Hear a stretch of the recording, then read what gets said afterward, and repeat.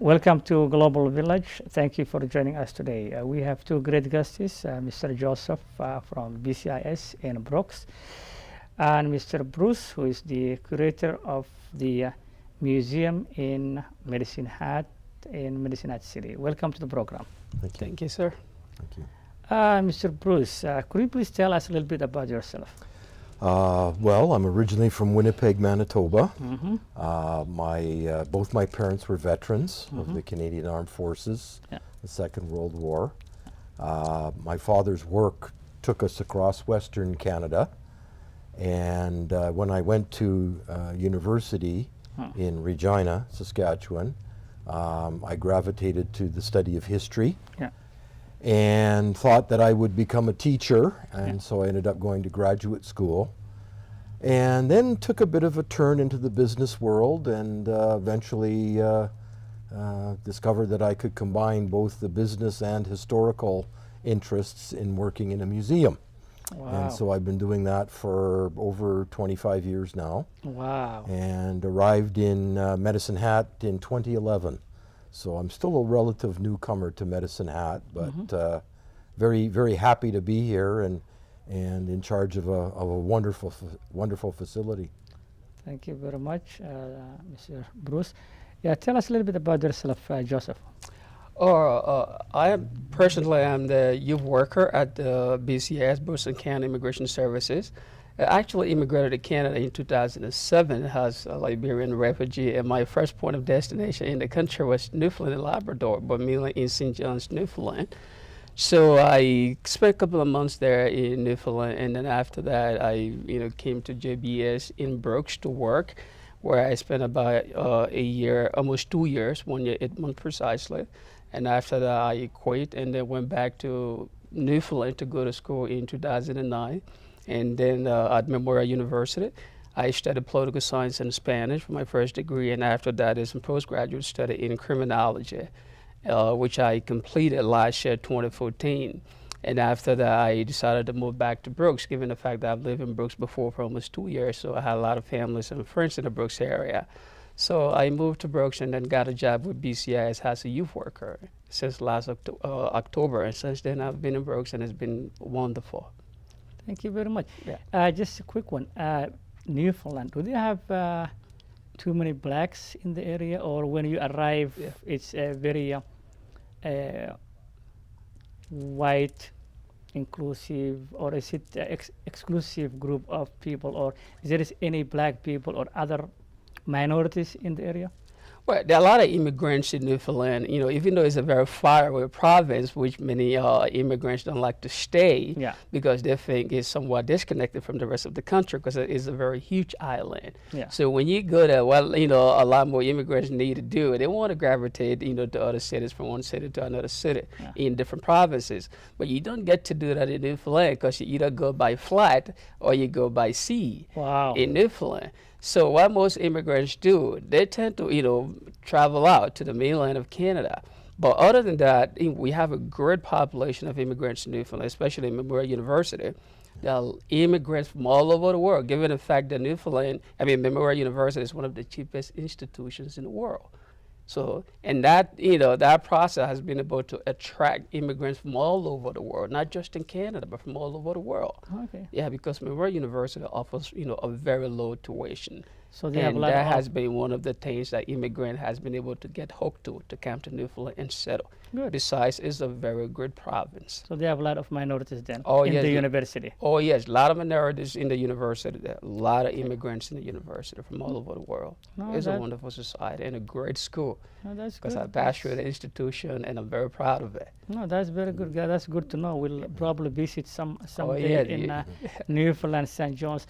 Could you tell us a little bit about the museum itself? The Medicine Hat and District Museum first opened on July 4th, 1951.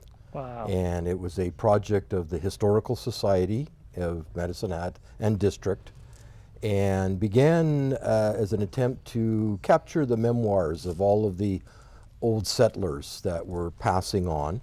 And people began coming forward with artifacts, items associated with the stories.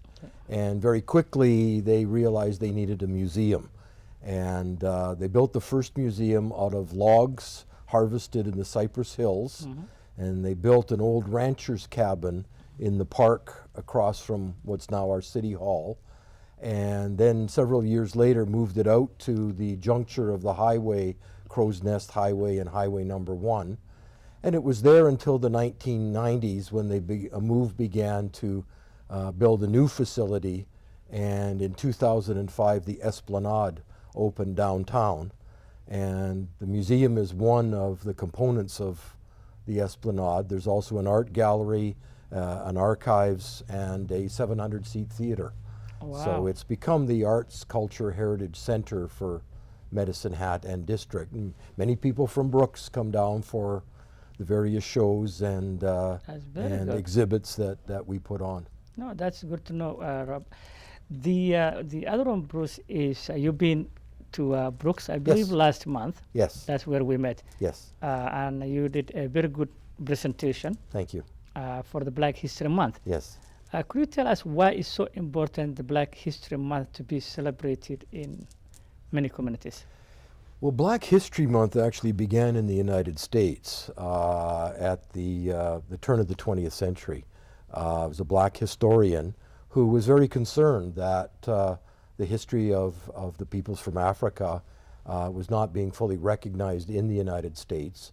And it grew, it developed, and as in many things, the Canadians were watching, and Yeah. and a number of African Canadians and others said, well, you know, we've had African Canadians for even before there was a Canada. We should be acknowledging and celebrating that fact as well. And again, it grew slowly, but I think now it's found right across the country. February is designated as Black History Month in Canada. And I think it's important for a number of reasons. First, and of course, as a museum person, to acknowledge that historical experience and reality. That the first peoples that we know of from Africa were here as early as 1605, that there was a black explorer with Samuel de Champlain when he explored Nova Scotia. And to acknowledge that Canadians like to say that we are a mosaic, and I think it's important to acknowledge that black is one of the oldest colors in the Canadian mosaic. And there have always been people of African ancestry and descent in parts of Canada. They've come for a wide variety of reasons, and they've made tremendous contributions. I think it's also very important for many newcomers to recognize that they are part of that longer heritage and history, that there's something that is partly theirs in Canada as well, that people from Africa, as I say, have made contributions throughout Canadian development. There's a number of themes, as I outlined in Brooks. Been a tremendous African-Canadian contribution in our military heritage, going right back to the American Revolutionary War, the War of 1812. It's sometimes said that if there wasn't the African rifles at the Battle of Queenston Heights, we would today be Americans, because they turned the tide of the battle. And right up to the present, there's a number of African Canadians serving in the armed forces today. And a number of other very important themes. They've been in the forefront of civil rights throughout the country's development, and anti-racism efforts, and to acknowledge that fact. And for new Canadians coming in from Africa and elsewhere to say, well, this is part of my heritage as well, that we do belong here, we are part of this country, and how it's evolved. So why you think that history is not being taught at the schools? How long do we have? It's very complicated. In Canada, of course, education is a provincial matter. It's not, there's no federal department of education. And each province over the decades has evolved systems which unfortunately have tended to shift history and the study of the past to of lesser importance.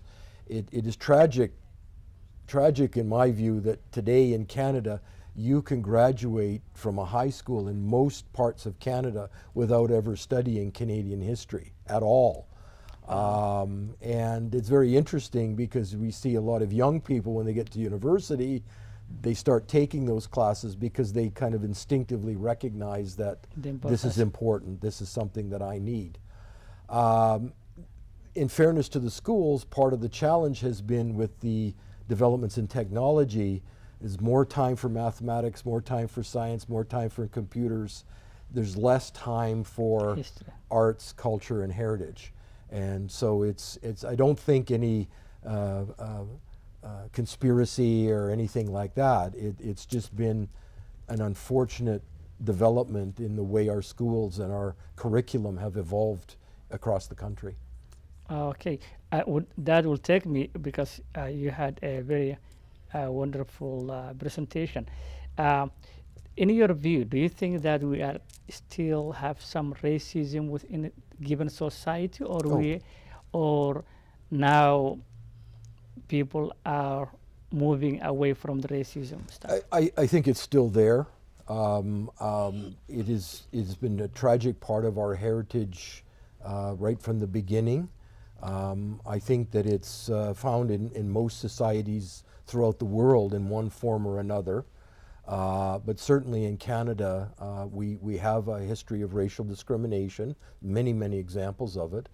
And I think certainly since the Civil Rights Movement in the United States and the arrival of people from all over the world, the multicultural nature of Canada is changing and evolving.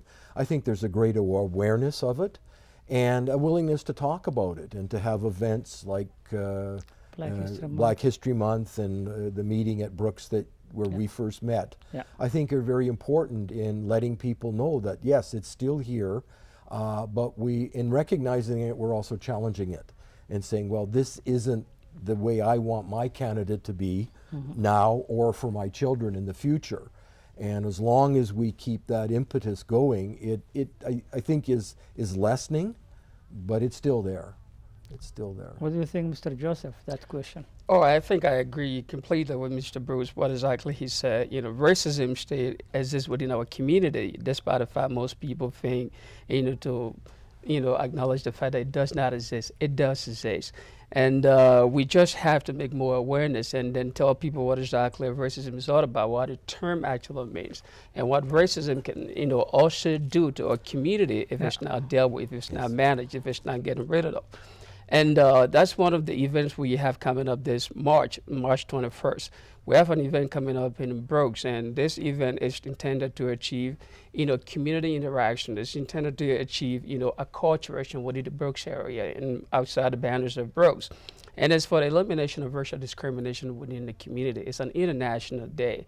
Therefore, racism, it is something that seems to affect pretty much everyone within the community. But Canada has come a very long way. Just as Bruce said, that does not mean it does not exist, given the fact we have come a very long way as a nation. We stay there.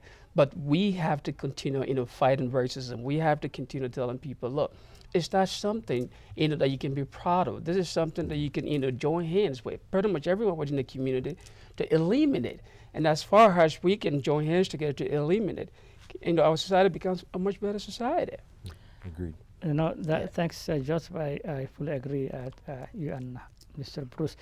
I have a friend who's she's a French Canadian, and she's a PhD doctorate of economics, and she lives in Edmonton.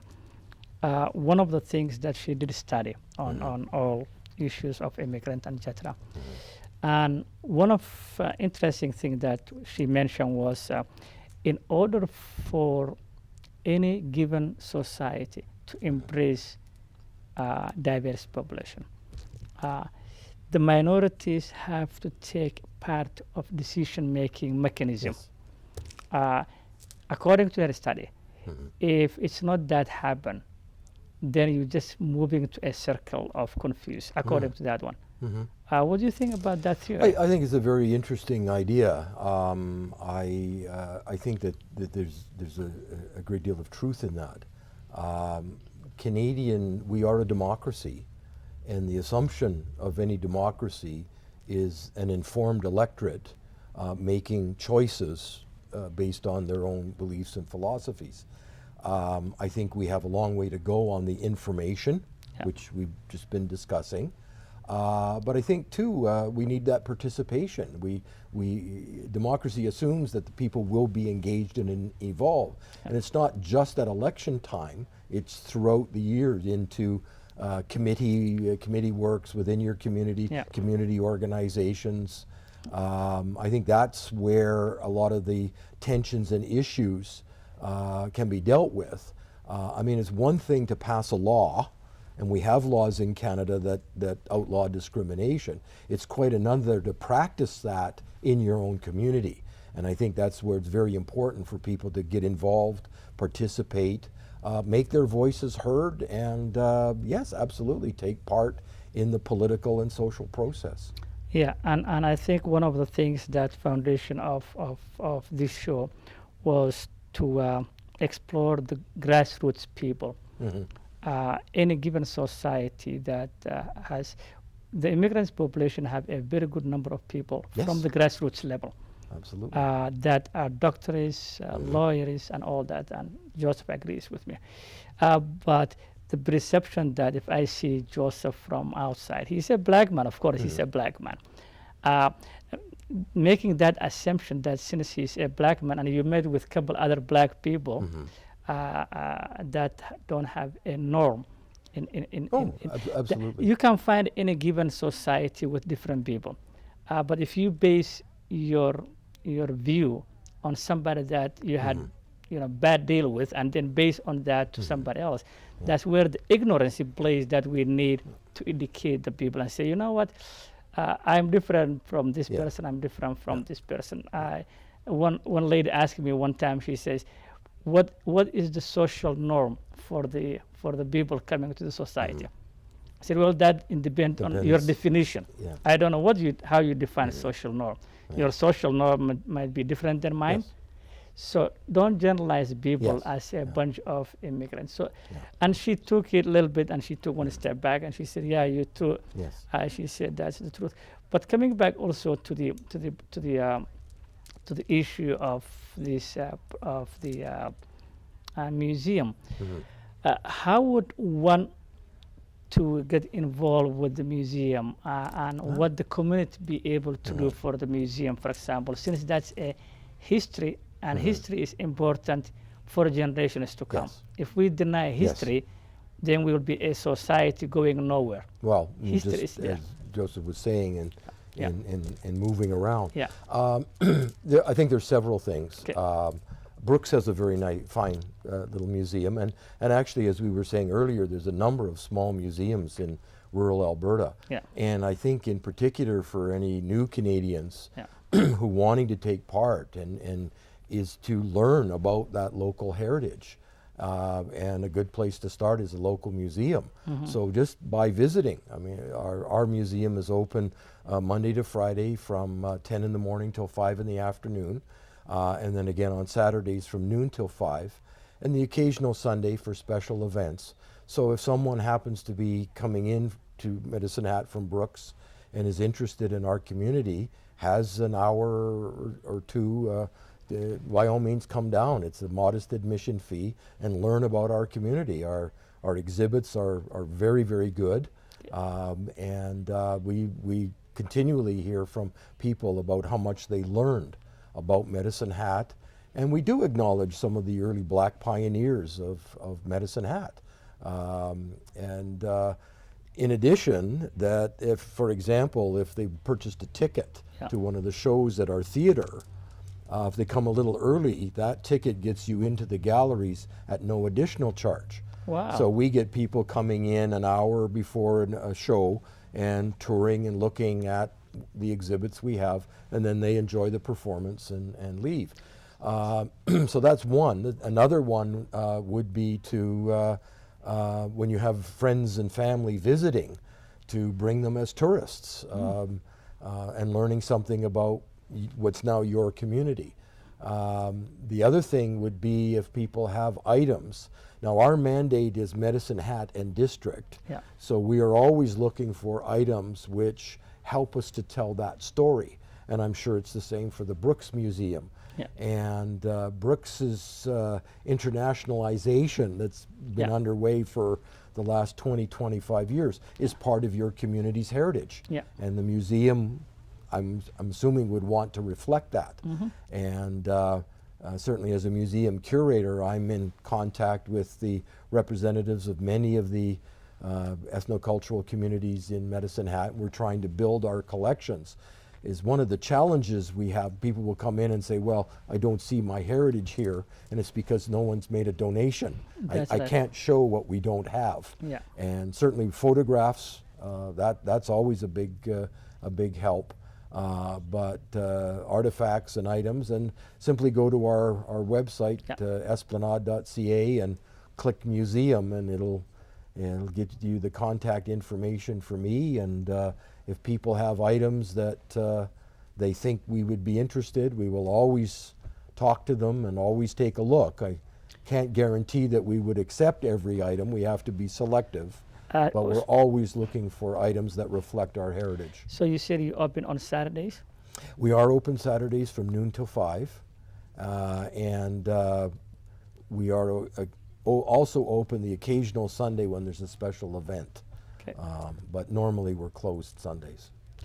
No, I was definitely, not only me, but a lot of people who attended your presentation at the Thank you. Heritage Inn last month was very impressive about the presentation you had, especially for the Black History Month. And also when you mentioned that you have also blood from West Africa, which I... somewhere which- in my family there tree you is a go. West African. There you go. Yeah, it's That's interesting. First Nations, Jewish West African. I'm Wow. true Canadian. True Canadian. So yes, A little bit all of the that. world. That's Very A little bit of the interesting. world. Wow. That was a very, and I think you did very well. And I hope, That's interesting. yeah, we will invite you again to the Thank area. you. The whole idea is for promotion and Yes. people to know the history, so they will be able to relay the history back to their generations to come.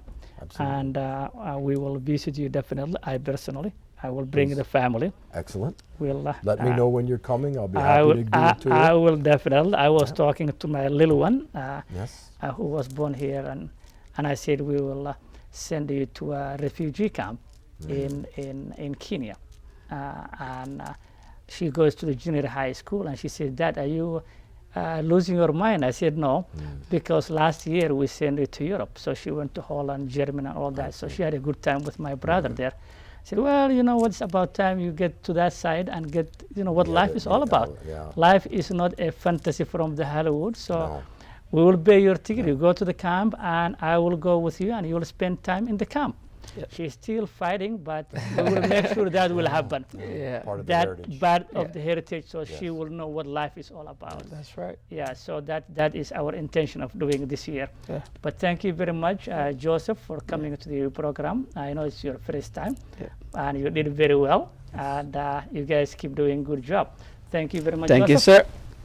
Thank you, Bruce. As always, Pleasure. Yes. we are half brother now. There you go. Well, thanks, Bruce, and we will definitely come as a family, send you a message. Excellent. Thank you. This is Ahmed Kasim. I'd like to take the opportunity and thank Count of Newell, City of Brooks, and Medicine Hat College for their continuous support of the show.